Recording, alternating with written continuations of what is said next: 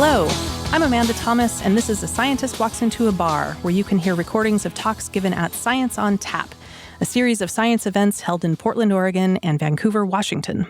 It's October, so in this episode, we'll hear some spooky tales from our event, Science is Stranger Than Fiction, Death in the Afterlife. This was presented last October by Dr. Leslie New, who is a professor of statistics at Washington State University in Vancouver. There's some pretty frank discussion around the science of dead people, so if that's not your thing, you might want to skip this episode. If that is your thing, you should know that Leslie will be talking about things like the resurrection men, trepanning, and the Mutter Museum. Check out the episode notes for some links to images of the things that she describes. If you've listened to some of our earlier episodes, you might recognize Leslie from episode 15 on inventive connections. Also, if you're in the Portland metro area, you may be interested to know that Leslie is speaking in just 2 days on October 9 at the Kagan's Theatre in Vancouver on the topic of Science is Stranger Than Fiction. It's a cruel natural world. With that, let's get started.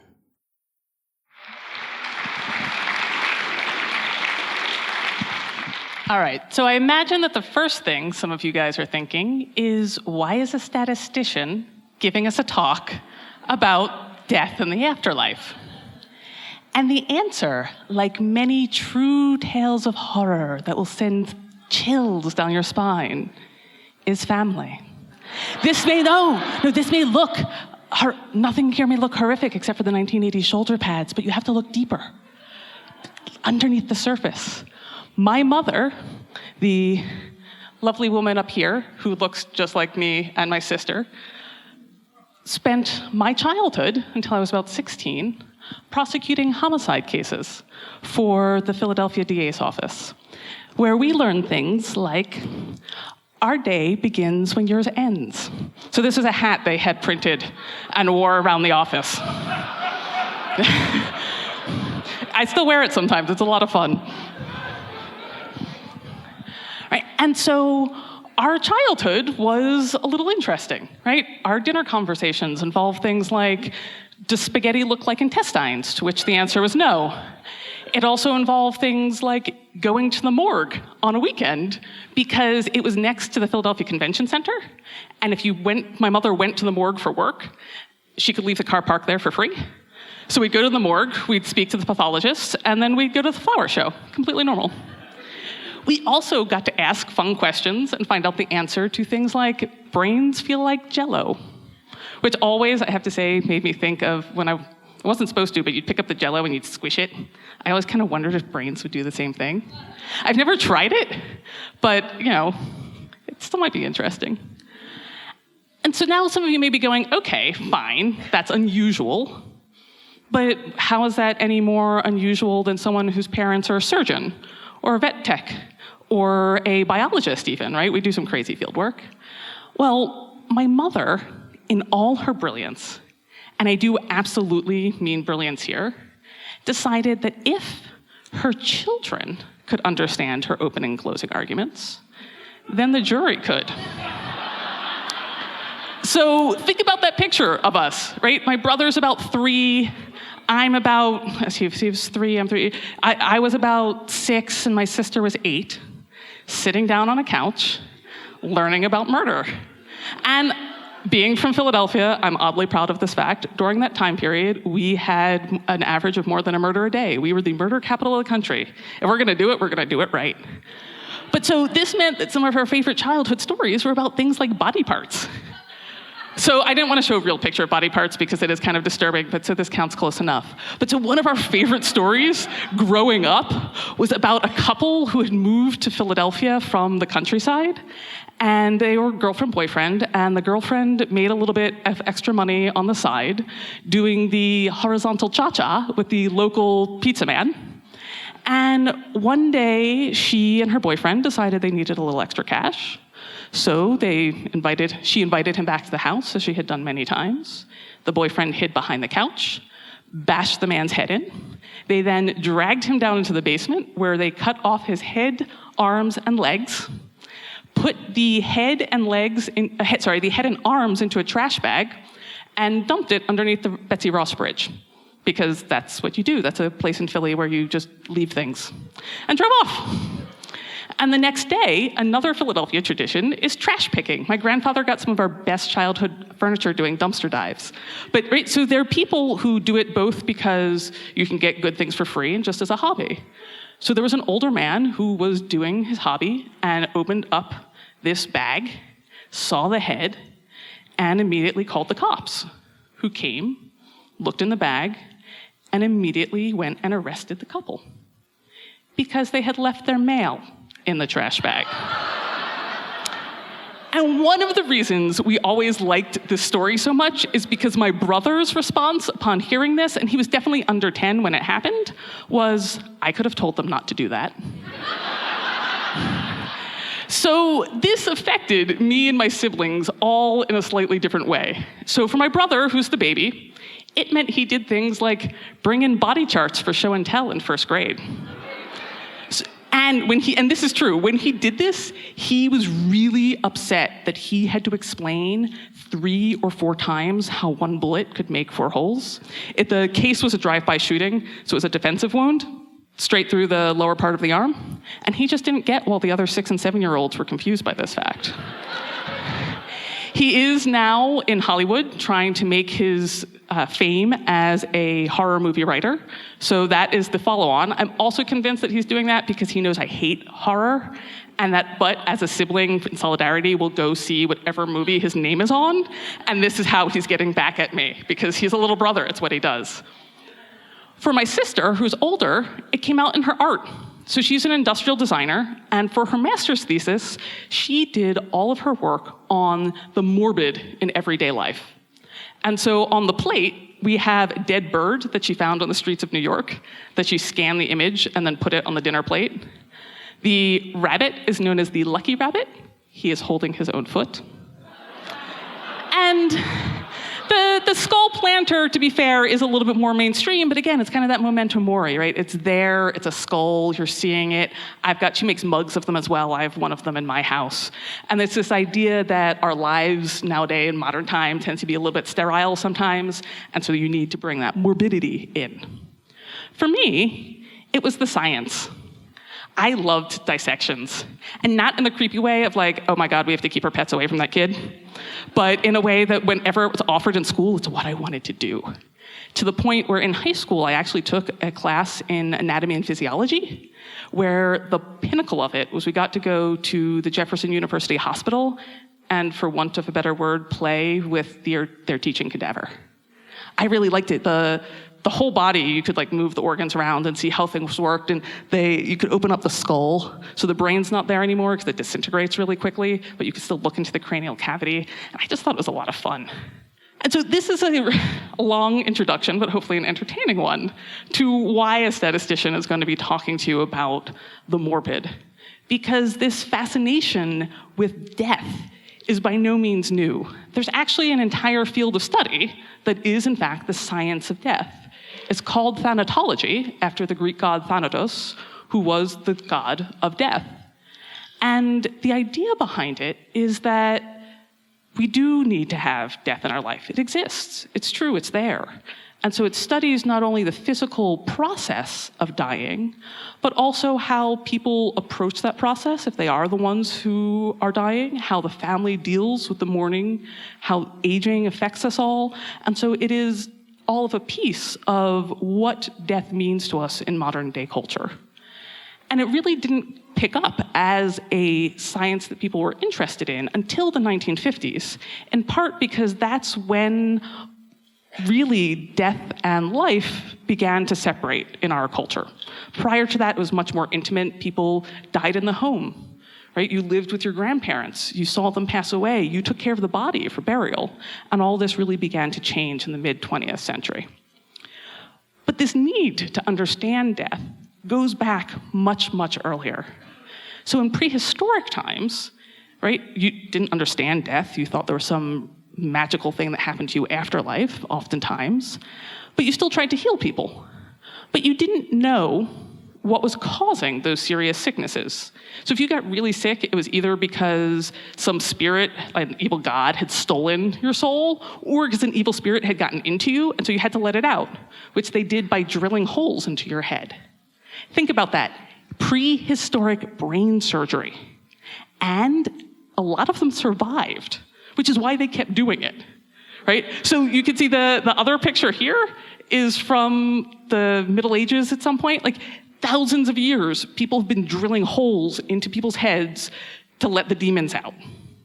You could still have this done, actually. Not only is this still something that is done in more remote tribes, where they may not have access to our medical knowledge, but there's a bunch of people who just think that this still works. And so you can have it done. There are good medical reasons to have holes drilled into your skull. There are times when you need to relieve that pressure, but certainly not with no anesthesia and pointed stones, which is what they were using in prehistoric time. But so those holes here are the result of the trepanning in a prehistoric skull.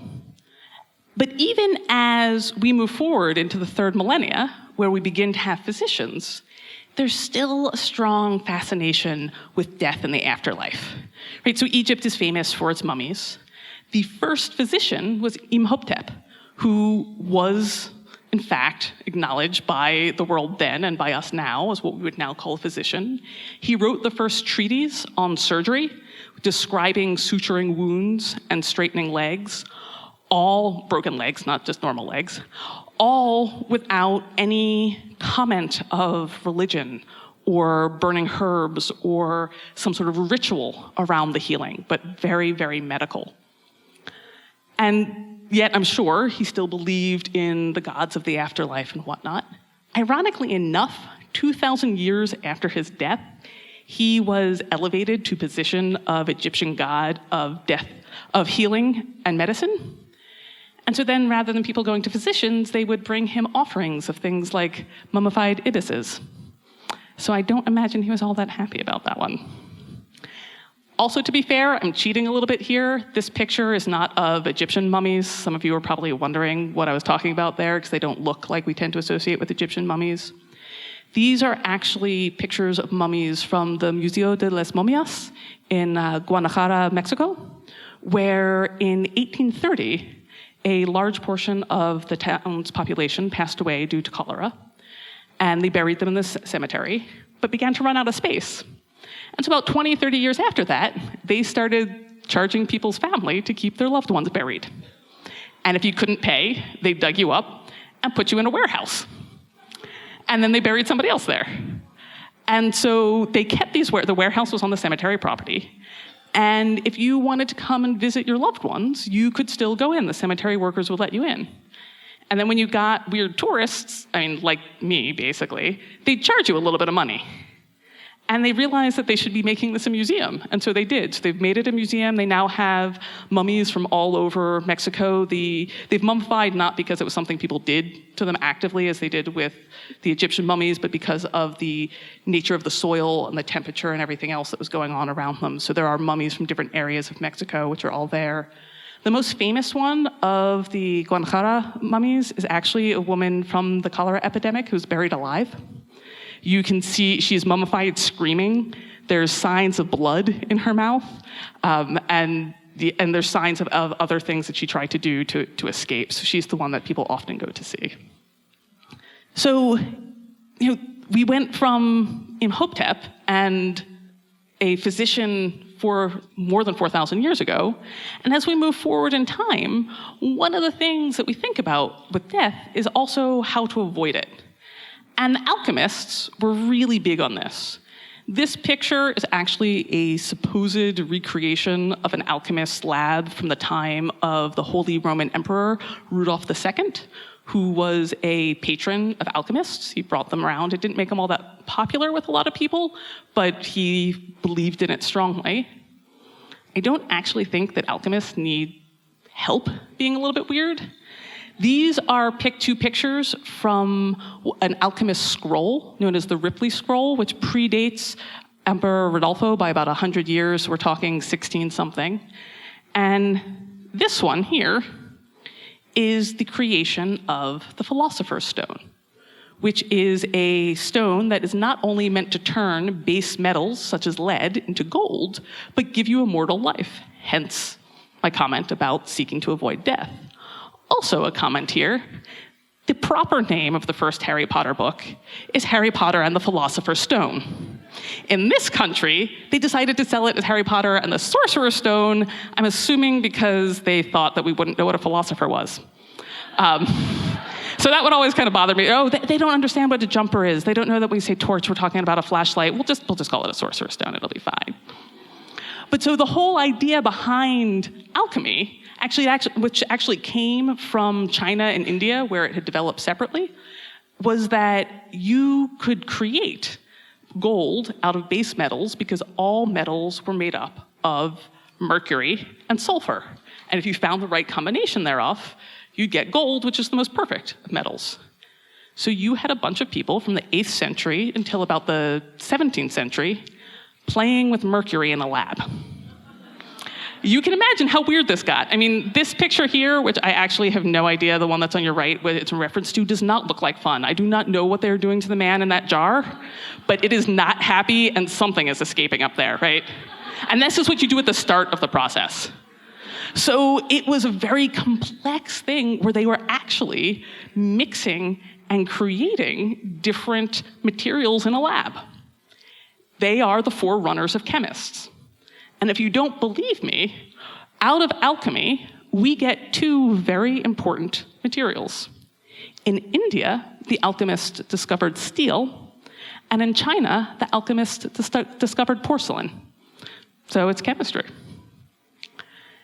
Moving forward in history, so the chemistry part of alchemy began to take place in around the 16th century. That's when you could really see an even split to the chemistry side and towards kind of the more mythological side, religious side that you still have people practicing today.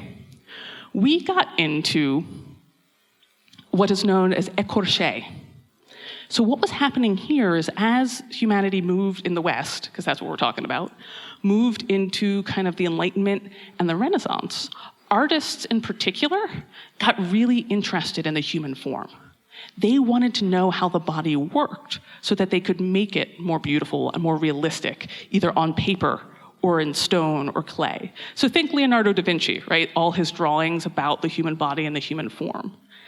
And so they would do this by attending dissections, sometimes doing the dissections themselves. They were interested in animals as well as people. And as this skill developed, medical doctors began to use it as well. And so primarily in France, they would build écorché models of the human body out of paper mache. So all three of these, the one in your bottom left, the horse up in the top right, and our man here in the middle are all paper. And the idea was that they are smaller than life size, so you could travel with them, you could take them to a classroom. They are lightweight, and yet, in many cases, they are completely anatomically correct. One of the most famous makers of écorché, and that word means flayed or skinned in French, at least according to Google Translator, is a doctor by the name of Louis Arnaud, who made not only the human bodies, but he did it semi-industrially, and he made most of his money in the late 18th century, early 19th, off of the horse.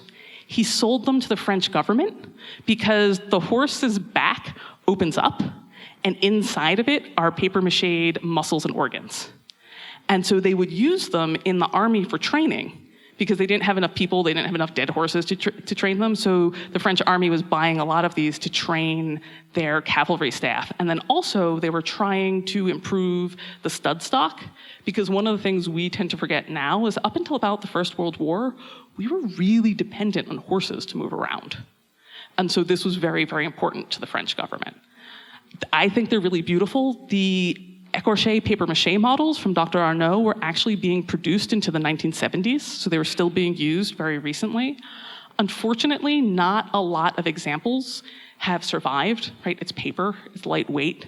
And as we made a shift to more solid models to photography, we began to move away from the écorché. But it's quite beautiful.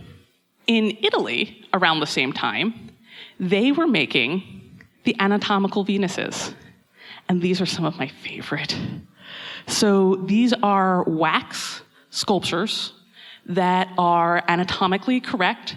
At the time they were making these, some of the body parts they were including didn't even have scientific names yet. They hadn't been identified by the medical field, but they were still putting them in the bodies. And so each of the women was posed in a way that we now think of as a little bit wrong, right? It looks there, if you think about it looks like exit, right? She's in ecstasy. And so to us now, that is a term that we either associate with a drug or with sex. But if you think about the old religious sculptures, right, it's the ecstasy of Christ.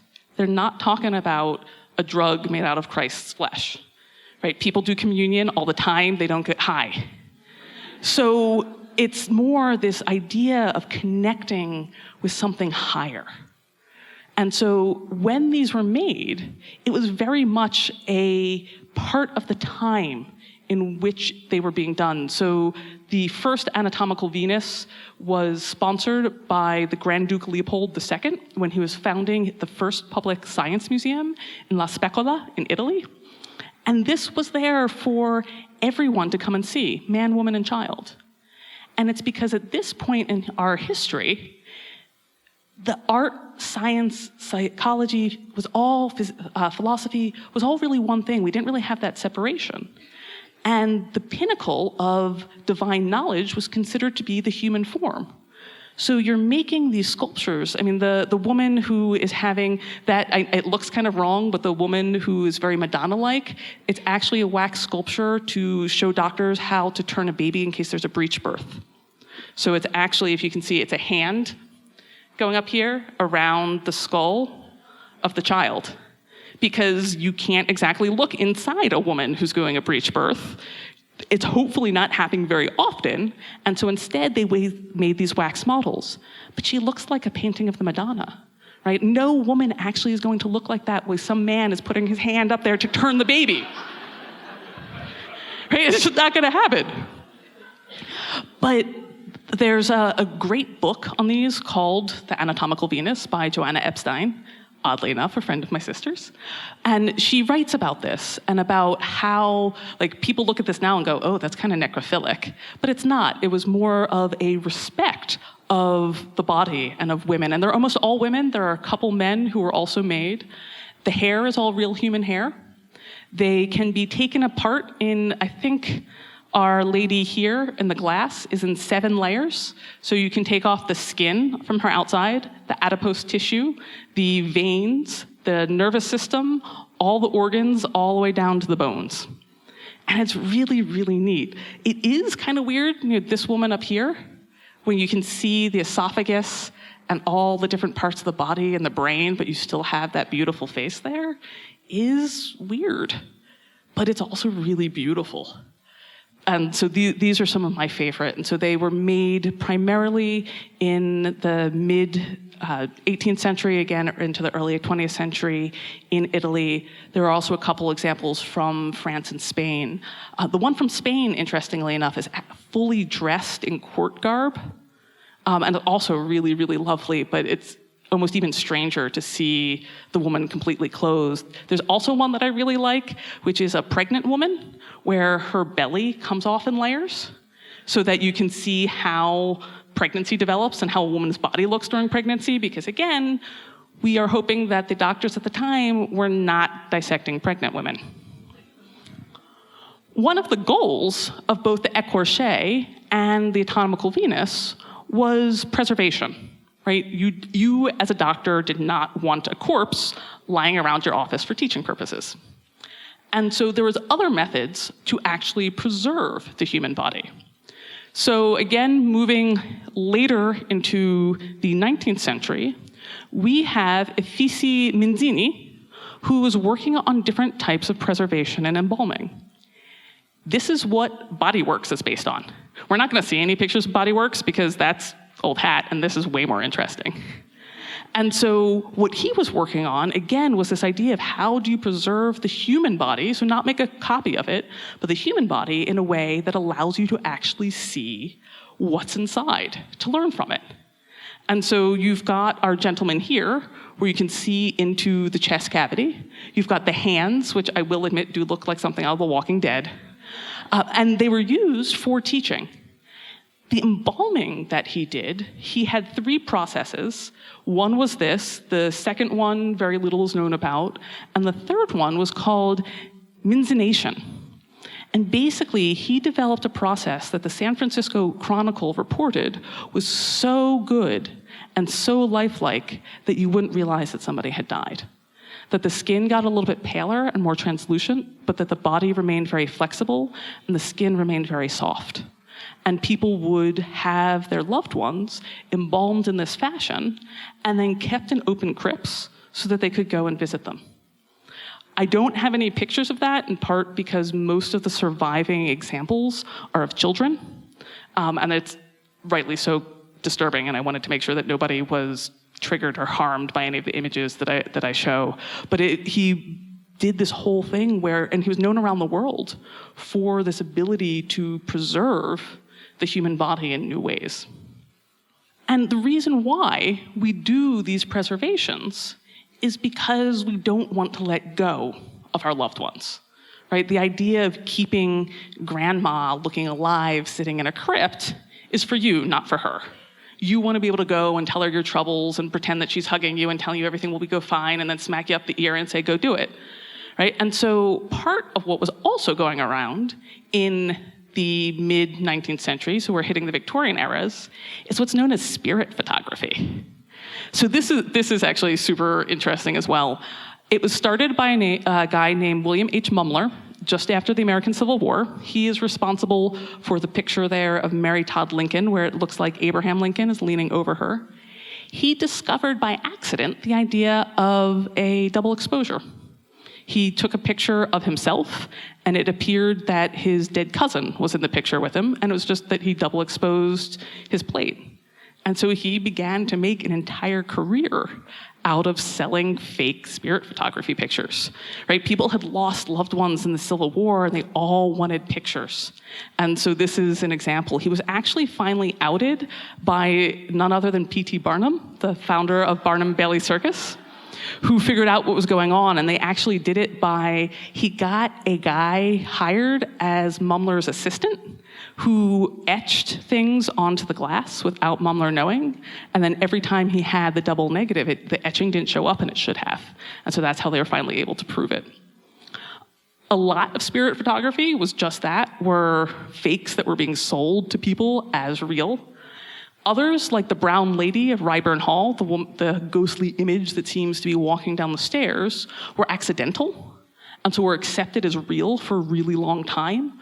What they think happened here is that there was 2 people taking a photograph, and one of them thought they saw something coming down the stairs and shouted, and the one underneath the camera jerked, and it shook while it was taking the picture.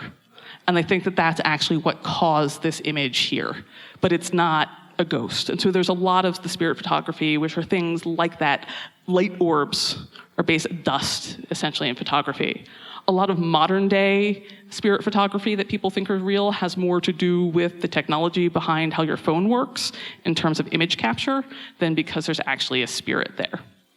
The one in the middle is actually also spirit photography, but by a woman named J.R. Pepper, who does this as her art. So she is very open about how she makes these images. She never pretends that they are anything other than created images to appear as though they are spirits in the picture, but they're beautiful nonetheless. And the techniques, one of the techniques that she uses is one that was also very common back in the Victorian era, which is basically having someone enter the field very quickly and then move out. And so especially with the original photography where people had to stand very still or sit here not moving, it's why they always look so grim and unhappy in old photographs, is if you twitched, you screwed up the photo, but you had to sit like that for 15 minutes. So they'd have somebody walk in, sit in a chair for maybe 30 seconds, and then get up and walk out. And so you get this very faint outline of a human being sitting in a chair, and everything else around it would be very sharp and clear, and so clearly it's a ghost. And so the spirit photography, there was a number of people throughout this period who got called out for being fakes. But the other thing that people were trying to do during the Victorian era in particular, when it comes to connecting with the dead and the afterlife, are seances. So the seance craze actually got started by two teenage sisters in New York who used to basically prank their parents' friends by having a seance, and they had an apple on a string under the table that they used to make clunking sounds, and they could apparently crack their toes. And so they'd make the weird cracking ghost sounds there. And they were so successful that they got taken on tours of Europe and things like this. And so that's how the seance movie got started. And of course, you couldn't keep it that simple, right? It had to get more complex because you figured that out. So it went from apple tilting and toe cracking to making tables appear to levitate, making oneself appear to levitate. You then had spirits coming and visiting and asking for jewels and gold and all sorts of lovely things. And they did that using phosphorescence. So they'd make up these whole stories of the medium, don't touch her. If you touch her, the spirits will leave her body so quickly it may kill her. Don't touch the spirits, they'll run away. And really, they're people in costume with the phosphorescence added, so they're glowing a little bit, walking around the table, asking, giving kisses, asking for money, and they would do it with children as well.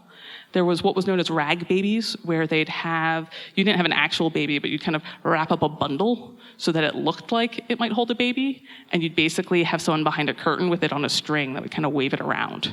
And so that way people could speak to the children that they had lost.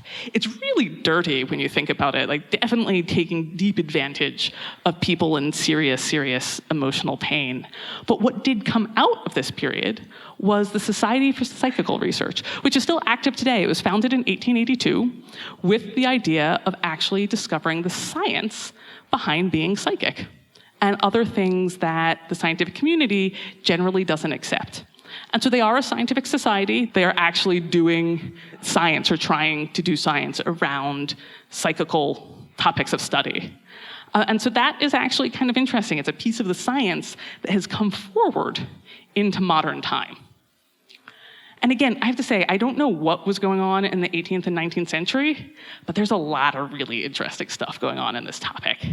It's either because it's when things have survived from, just because of history and the way wars have happened and destruction and materials, or it's just something was going on in Western human psychology at that time, which would have been really fascinating to study. Because at around the same time, up in Edinburgh and in other places, you had resurrection men. And so these were people, basically what had happened is that more and more medical professionals were relying upon science to heal people, which meant they wanted to do more dissections. And they were getting their bodies from the government because when they would hang a criminal, part of your punishment was that your body would go and be dissected by the doctors in an open theater. Right? So the term medical theater comes from the fact that they were actually theaters with like seats coming up the wall and the doctor in the center. And so all these surgeries would happen in a theater in front of an audience. There's a famous painting by Thomas Eakins that displays just that. And I mentioned Thomas Eakins because he was a graduate of my high school, and we're very proud of him. So what happened was because the doctors needed more bodies, they started hiring people to go dig up fresh graves and bring them to them. And so these were the resurrection men, right? They were digging the guys out. The most famous of the resurrection men are Burke and Hare, because they realized they could save themselves a great deal of effort in terms of digging by just killing the people. And then the bodies would be fresh. And so Burke is the gentleman on your left, and Hare is the skinnier one on your right. And Hare was married to a woman who owned a lodging house. And so every now and then, members from the lodging house would disappear and go to Dr. Knox to be dissected. They almost got caught once when the person that they killed was a local, at the time known as a simpleton, right? Somebody who had difficulty in their mental development, and he was kind of, the best way to describe it, as a mascot for the medical college. And so people noticed he went missing, and then he showed up on Dr. Knox's table, and people were like, wait, isn't that? And he went, no, quick dissection, and just basically destroyed the body so that nobody could tell who it was. But then they finally got caught by the police because they killed one of the members who was staying at the lodging house, and two of the other guests started wondering where she was, right? She was there one day, they had been having nice conversations, she'd been planning to be around for a while, and then she was gone. And so they went and started searching the beds and found her body stuffed underneath one of them and called the cops. And so Burke and Hare and Mrs. Hare and Burke's mistress and Dr. Knox all got arrested because while Dr. Knox may never have explicitly taken part in the murders, there's no way he didn't know what was going on. And Hare actually was one of the first people to turn state's witness and said, if you give me immunity, I'll give you everything you need to hang Burke. And so that's what happened. The public outcry against them was so strong that it's also one of the first times that prisoners needed government protection to even get to the trial or the hanging. And so Burke was hanged. His body, which is the skeleton hanging there, is in the University of Edinburgh Medical School. After he was hanged, he was actually taken to the theater to be dissected, just as all of his previous victims had. And then his skin was turned into the calling card case you see up there as well. That is in the Edinburgh Police Museum. Unfortunately, I didn't know it was there when I was living in Edinburgh, so I'm really sad I didn't see it. I've seen Burke's skeleton, but I didn't know about the skin case, right? And so well, I don't know why you would want a calling card case made of human skin, but if you wanted one, it was available. Right? And it's not, and so one of the things that's interesting about resurrection men is that there's lots of stories around them, and this idea that they would dig up people who'd been accidentally buried alive and then get scared out of their wits by the fact that they woke up somebody who they thought was dead. There's an unsubstantiated story from Philadelphia about a woman who was accidentally buried alive. The resurrection men went and dug her up. Her fingers had swelled, and so they couldn't get her gold wedding ring off, and so they cut it, and the pain of that woke her out of the coma. And that the family was quite happy to have her back. It wasn't a malicious thing, but they never corrected the death records. So supposedly somewhere there's the record of someone who died who was born 5 years after his mother died, because she was still listed as a dead person. Some of this is also what gave rise to sometimes you see small bells next to old graves in cemeteries. It is not where the phrase "Saved by the Bell" comes from. That is actually a boxing term from a little bit later on. But the idea, they were called safety caskets. And so the idea was that you would bury your loved one with usually a metal bracelet on their wrist and connected to a chain that would go up to this little bell. And so that if you did accidentally bury them alive, when they got terrified, the bell would ring and you could go get them. But it's not actually something that there's any validated record of actually saving someone's life. There are a surprising number of people who have been buried alive, and where those stories are substantiated as real.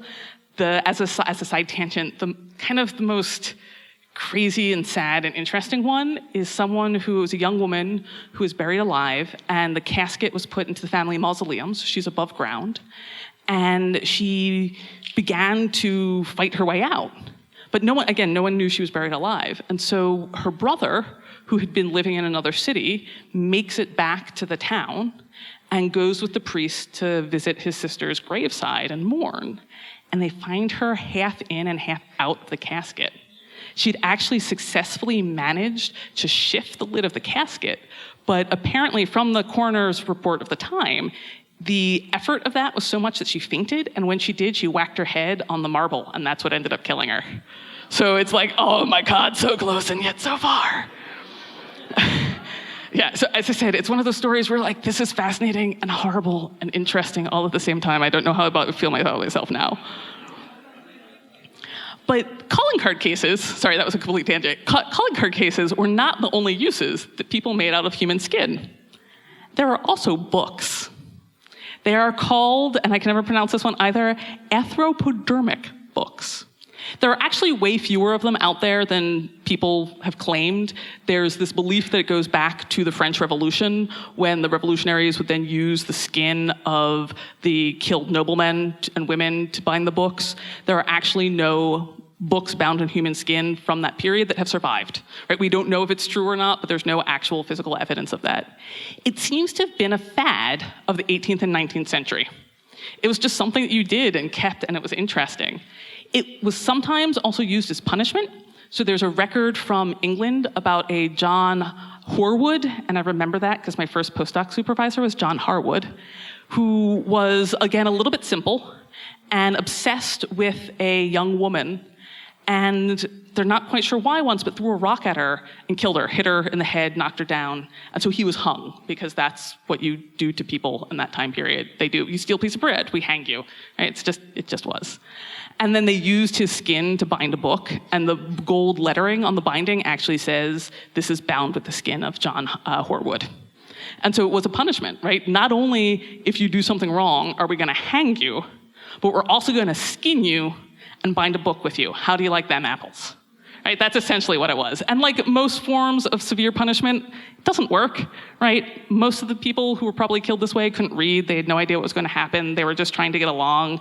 But it's something that people did. With this particular book, one of the things that is really interesting is I can never remember the guy's name, so I'm going to have to read my comments here.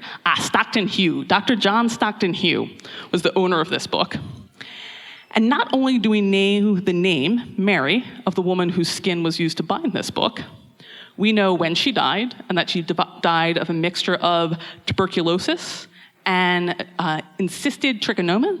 So trichinosis is the disease that you can get from eating pork if it's not cooked well enough. It's a bacteria, and so she got that, and that got encysted, and so it got like fluid all around it, and it was not good, and so she passed away. And for some reason, Dr. Hughes skinned her and tanned her skin in the chamber pot of the almshouse, which was the hospital. And that sounds particularly gross, but to be fair at least, tanning leather traditionally was done with urine. So it is not, that's the reason why tanneries were not places people wanted to live by. Not only did you have all that like fat that you had to scrape off the leather, but you had a lot of urine as well. It was not pleasant. And then 18 years after her death is when he bound the book in her skin. And the book itself is actually a treatise on female reproduction. And we know all of this because that is what is written on the inner flyleaf of the book. Right? So that's what this text here all says. Right? So this wasn't something that people were ashamed of. It wasn't something that they were doing in secret. It wasn't like the Necronomicon. It's some evil devil book, right? It was just this curiosity of, look, human skin tans just like animal skin. Isn't this interesting? Would you like to see this little thing I have on my shelf? So there's been a couple libraries that have found copies. So Harvard, not that long ago, found out that one of the books they had was actually bound in human skin. And there's kind of mixed feelings about what you should do about that, because Mary obviously had no say in what was done to her skin, and neither did, John Horwood. But these things weren't done out of like deliberate maliciousness. It was just a very different time from how we think now today. So one of the things you guys might have noticed and part of what has inspired this talk for me is it says the Mutter Museum at the top of the slide, which is a medical museum in Philadelphia. It's run by the College of Physicians, which is the oldest private medical society in the country. And it was founded in the mid-1830s by a Dr. Thomas Mutter, who donated his collection of more than 2,000 objects to the College of Physicians with a couple of provisos. You had to hire a curator. You had to maintain and continue to grow the collection. You had to offer public lectures, and you had to put it in a fireproof building. And that last one in particular, when you think about the horrible loss that we had in Brazil with the Natural History Museum burning, he was very much ahead of his time in that sense. And so the Mutter Museum has been around since that time. And it was actually originally started with this idea that there are aspects of the human condition that happen maybe 1 in every 10,000. And how do you, as a doctor, figure out how to heal that if you probably never see it in your career, or maybe see it once? And so if we can gather those strange and unusual events and information on them into one place, we may be able to find a cure. The museum is still a medical museum. You can do research there. They have a catalog if you are doing a PhD or a master's or even an undergraduate research and are seriously doing research. They have a lot of things off exhibit that are truly very interesting historical medical records. It's probably the finest historical medical museum in the States. It is also, for people like me with a pure interest, a little bit of a freak show. And so this is in Philadelphia. In case you hadn't tied it back to where I was born and raised, we love this place as kids. To be fair, I think it was my sister who introduced me. She's 2 years older, so she was probably about 12. I was probably about 10, and I followed her everywhere. But we just thought this place was great. And it has some really interesting records about unusual human conditions. So the term Siamese twins come from Cheng and Eng Bunker, who are the twins pictured here, along with their wives, and 2 of their, between them, 21 children. They were joined at the sternum by their liver, an artery, and some connective tissue.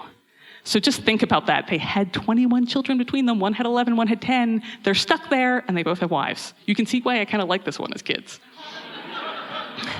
And so what the cast of them is their death cast, and in the jar is actually their conjoined liver. And they were born in 1811. They were discovered in Siam, now Thailand, by a British merchant who convinced them to come back west with him, where they had a role in Barnum and Bailey Circus. They were billed as the strange Siamese twins, and people came to see them. And they actually made quite a bit of money this way.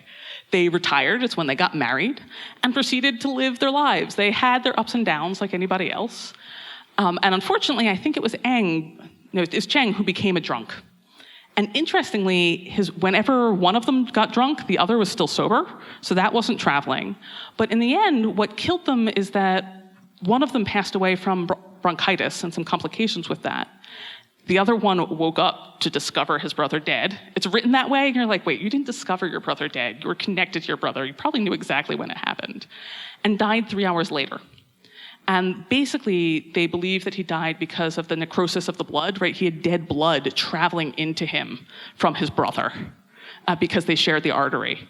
And they had rushed to the doctors in the area to see if they could do an emergency separation. But the twins had never wanted a separation. That's on record. They'd always asked to be kept together. And even when they had talked about it, there was worry that the separation would kill them. And they did find on the autopsy that it would have, right? Between the artery and the liver being shared, especially, I mean, today that would be a really difficult, very dangerous surgery. It probably would have been almost impossible in the 25 years after the American Civil War. So that was one of the exhibits that we always liked. There was also, we saw earlier, the skull wall, the hurdle collection. So phrenology is the study that says, oh, your physical characteristics describe how intelligent you are. And since physical characteristics are inheritable, that means intelligence is inheritable, and white European men are the smartest. That's basically what it was. There's actually a fascinating book by Peter J. Gould called The Mismeasurement of Man, where he talks about phrenology and how people manage to convince themselves of this. Things like they would take skulls and they'd fill them with different materials to measure the volume of the skull, and the bigger the volume, the smarter you were. But they would use sawdust for European men, but they would use gun balls, right, the little iron pellets, for African men. And so, yeah, you can fit a lot more sawdust in a skull than you can balls of 1 centimeter diameter, right? There's just much more empty space.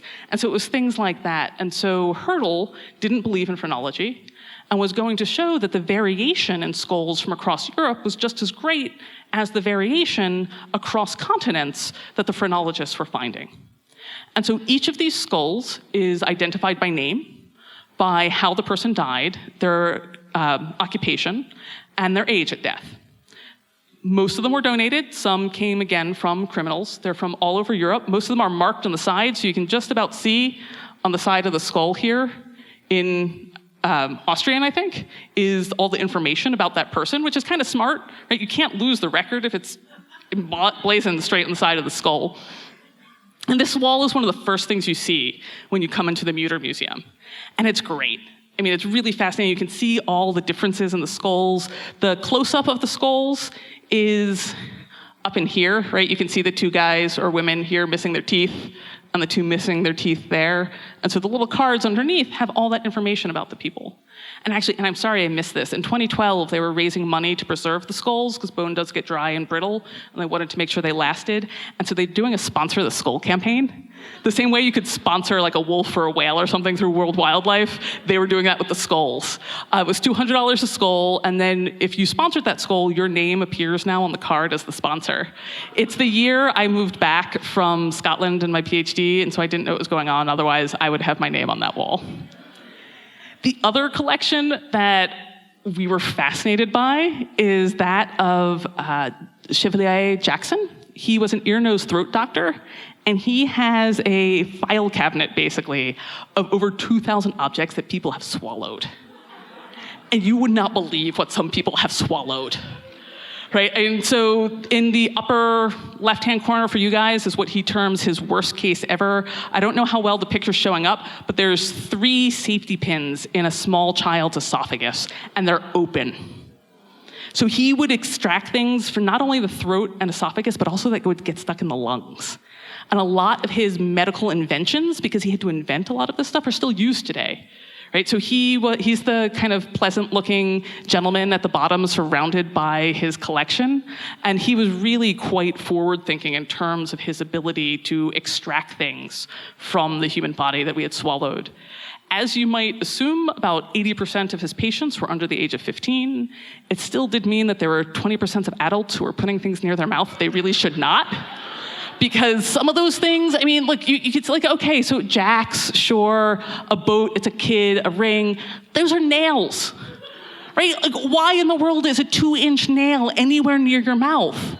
Because some of those came out of adults. There's, on this one, there's jewels, there's lots and lots of safety pins. There's just, oh my God, we love those drawers. There's over, as I said, there's over 2,000 objects. We spent hours going through them because things that were so big that we would wonder how you even swallowed it, much less got it stuck. Just very, very, very interesting. And again, something that for all of my slightly sick and twisted interest really changed medical science, right? There's a lot of children and adults who are surviving swallowing strange things today because of Dr. Jackson's work. The other thing that there are a lot of collections of in the Mutter Museum are people and human and ideas related to that teratology. Right, so these are 3 different examples of rare conditions that the Mutter Museum has gathered into one place to help learn about.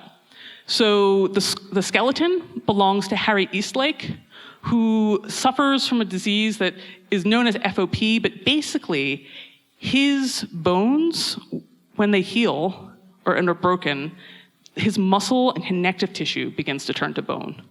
So over the years, basically, his entire body began to fuse together.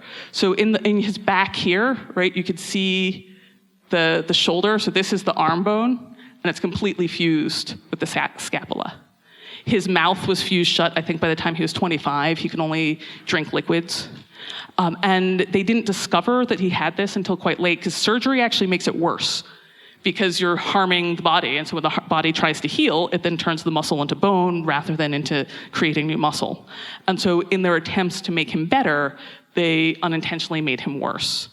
And he actually willed his body to the Mutter Museum so that it could be used to help teach others about his condition. And so he actually still travels to conferences today. The disease is extremely rare. I think it's 1 in 100,000 people get it. It's a genetic mutation. It just occurs. And so thanks to Mr. Eastlake, we actually know a great deal more about it than we used to. The middle picture is a wax of somebody who grew a horn out of their forehead as an adult. There's a surprising number of records of this in the Mutter Museum. I don't know why it happens. It was one of those ones, again, as kids we kind of stared at, but this was something people were interested in. Why did you suddenly get this calciferous, this bony growth coming out? And it was almost always somewhere on the face. Some of that may be because if you had it elsewhere in your body, you probably never told anyone, except for maybe your spouse, because why would you admit to it? But if it's on your face, there's not much you can do about it. And so they have all these records of people who grew these bony growths, different skin diseases and things like that, where again, very rare, unusual conditions that only by gathering this information in one place could you begin to see the similarities and what you may be able to do to stop it. The last two are also really interesting. So this is known as the American giant. He is 7 foot 6 inches tall. It is the tallest person ever known, recorded, to live on this continent. And he has what's known as gigantism. And you can see a little bit here how it's affected his development. His rib cage is much higher and almost pushed forward like a bird's rib cage. So his development by getting this big was definitely affected. The other thing that's really interesting about him is we don't know who he is. The condition of the Mutter Museum getting this skeleton, and it came from Kentucky, was that they not try and figure out who it is. So there is no record. About 50 to 80 years after the museum obtained the skeleton, one of the doctors did go back and say, oh, he posted things in the newspaper, he went back and kind of made a little bit of effort, but there's no record that anyone's been able to find as to the identity of this man. So he tends to just be known as the American giant. And next to him is a skeleton of a woman who has dwarfism, Mary Ashbury. And so she is 3 foot 6 inches tall. And so you can really see the difference in size of what the human body can produce. And again, that teratology is abnormal development. And so why is it that some people develop in one way or another? The sad thing about Miss Ashbury is that because of her dwarfism, she was unable to find work.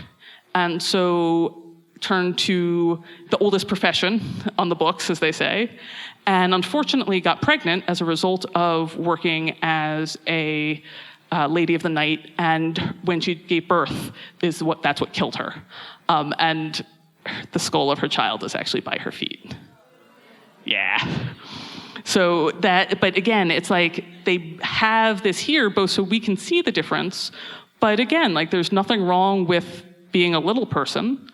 But if dwarfism is put to its extreme, it becomes very dangerous. And so can we understand that? And then this next picture is just because this is another one of those weird things that I love and I didn't know where else to put it. It's the world's largest colon. It's 8 foot long, 8 feet long, and had over 40 pounds of feces in it when the gentleman died. And if you know anybody who's a gastroenterologist, they make a plush toy of it. So you can know what you can get them for the holidays now. This is actually happens as a result of a disease that kills some of the nerve endings in your colon don't always form correctly, and so you have trouble passing waste. Nowadays, if you know about it, it's actually very easy to fix. You basically cut out that part of the colon and stitch it back together and everything's fine.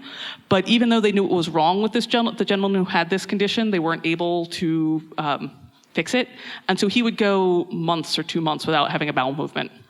Yeah, there's a reason why it got that big. But there's just something about, like, when you look at your own body and you're like, colon, 8 feet, colon, 8 feet, that I just always found kind of fascinating. And then the last bit of the Mutter Museum that we'll talk about, and I've spent a lot of time doing this, I'm probably going a little bit over, but we're not that far from done, is brains. So some of you may be familiar with young Frankenstein and the fact that Igor goes to steal a brain from the brain depository and ends up taking Abby Normal instead of the brain he was sent for. And in case you ever wondered, yes, rooms full of brains in jars exist.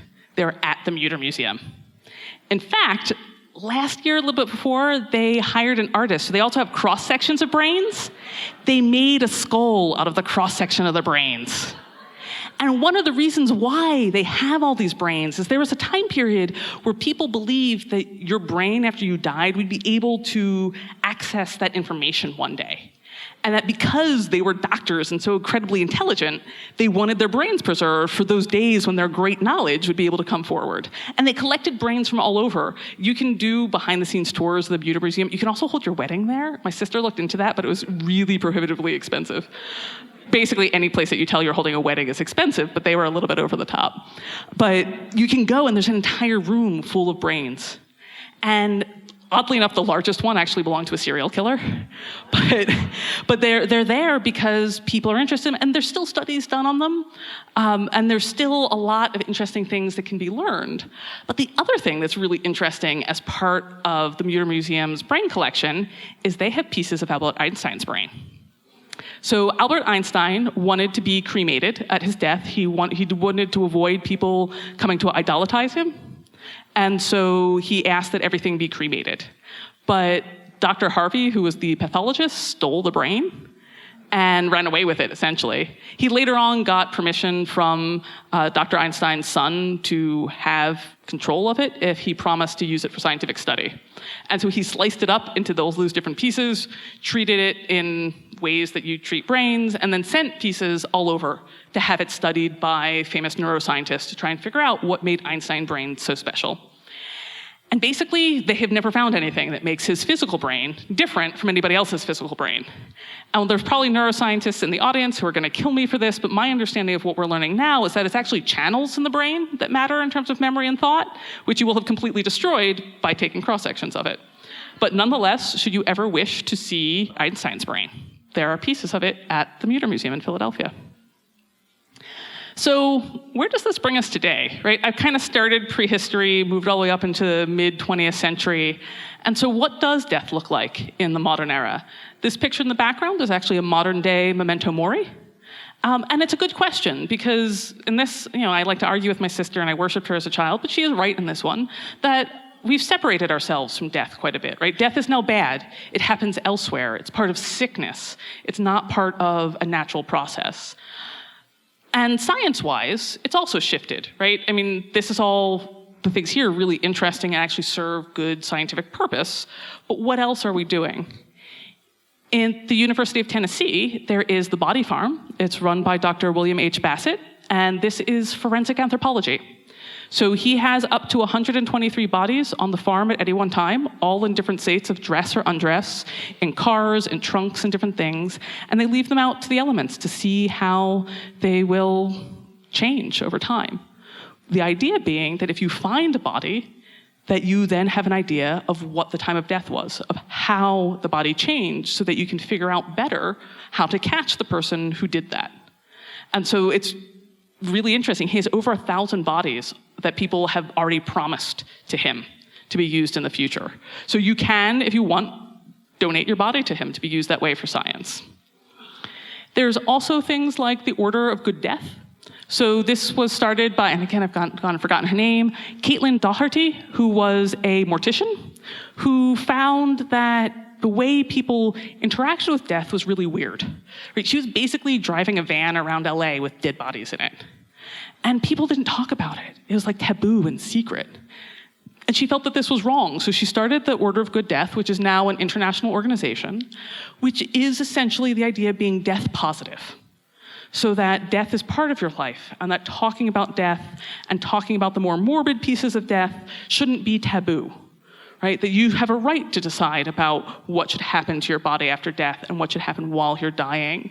And so it's a movement that is meant to help people deal not only with their own death, but that of others. And in terms of grieving and aid, they do some really, really interesting workshops all over the world about everything from like butchery to the psychology of surviving. Right? And what does that mean for somebody who has survived something like cancer but sees other people die? How do you deal with that? And so it's really quite a lot of interesting things going on. And one of the things that they also promote is your right to choose how you will be buried. Because right now in the US, it tends to be a heavy focus on embalming. Some states require it, some do not. You generally have to be buried in like a cement breakdown because of the fears of like leaking bodies into the soil and things like that. And so there's all these rules which actually don't help the environment all that much. The wood, the metal, the cloth that are in caskets, that cement, everything else isn't great. And so there's a couple different approaches now to alternate forms of burial. So there's one based here in Washington State called Recompose. And it was developed by scientists who have figured out how to essentially compost the body quickly so that you turn into soil that can be used to grow things. And they are working right now with the Washington State legislature to try and get laws changed so that they can open a unit here, basically, and begin the process of allowing people to be recomposed. There's also the Great Burial Reef. You can have your ashes enclosed in a pH-neutral cement case that is then used to create artificial reefs. And they're GPS located, so you can like go out on a ship and float above your loved one to visit them.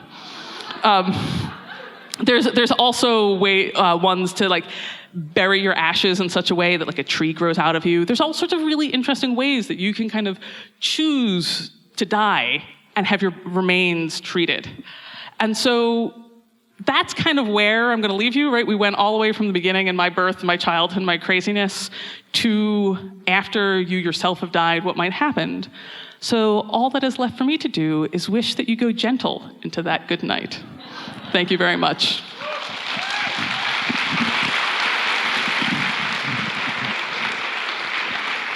Thank you so much, Dr. Leslie New, everybody.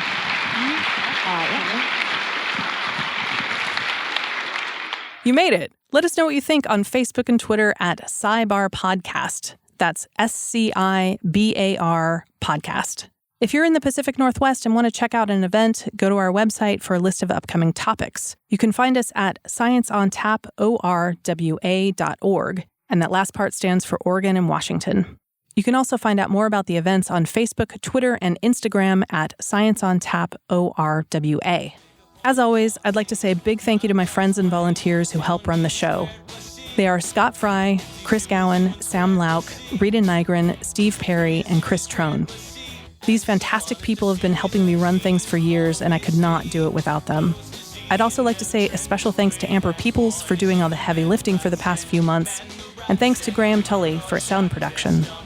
Finally, a big thank you to Jonathan Coulton for letting us use his song Mandelbrot Set as our intro and outro music. One badass fucking fractal, and you're just in time to save